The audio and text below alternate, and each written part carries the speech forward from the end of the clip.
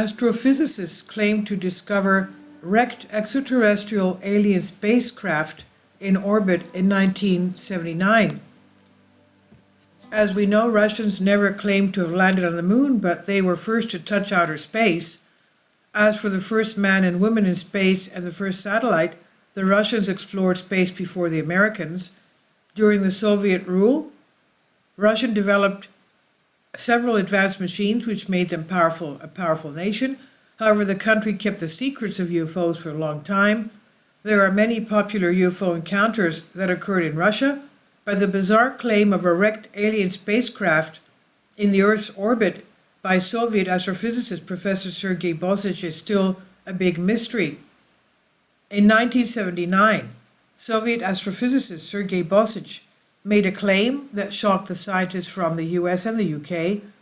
According to him, he discovered an alien spacecraft, a spaceship, scattered in pieces and orbiting the Earth.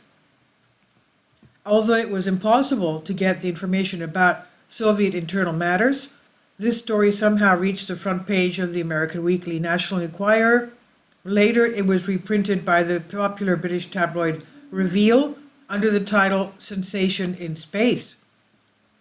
A popular Soviet science fiction writer, Alexander Kazantsev, who was also known as a pioneer of Soviet ufology, estimated that the spacecraft was at least 200 feet long and 100 feet wide.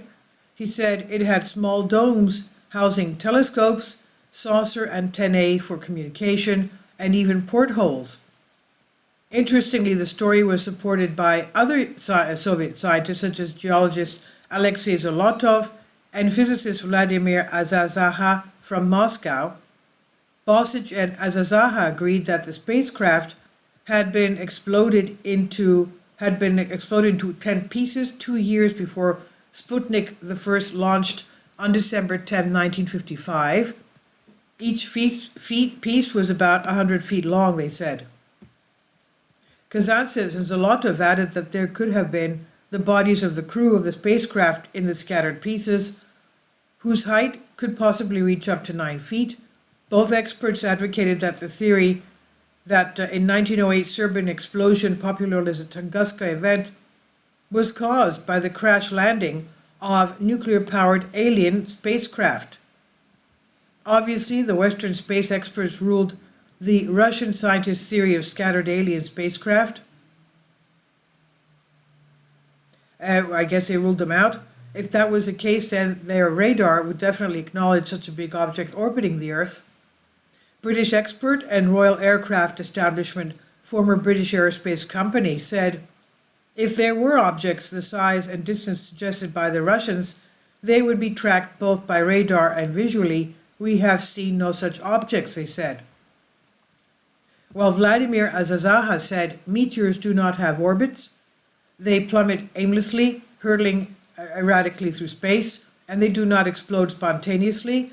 All the evidence we have gathered over the past decade points to one thing: a crippled alien craft. It must hold secrets we have not even dreamt of. The rescue mission should be launched for this. A vessel, or whatever is left of it, should be reassembled here on Earth. The benefits to mankind could be stupendous, he said. Some experts tried to link the Russian story with an article published in the journal Icarus in 1969 by the U.S. scientist John Bagby. He claimed to have found at least 10 moonlets that were formed on December 18, 1955, after a parent body broke. His evidence was criticized by Belgian astronomer Jean Meus, who called his theory groundless. Although the mystery was never solved, some people considered that it was the Black Knight satellite.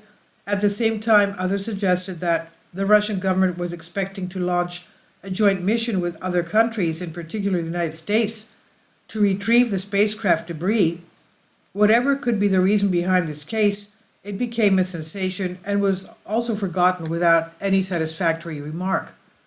And this is on Hows and Wise by Vicky Verma. Please leave your comments, and thank you for your support. Please support my Patreon account. The daily posts are 5 videos daily, and they are totally different from what I have on my YouTube channel. Thank you so much for your support and that you find all my content so interesting. You'll find the Patreon account details in the description box below.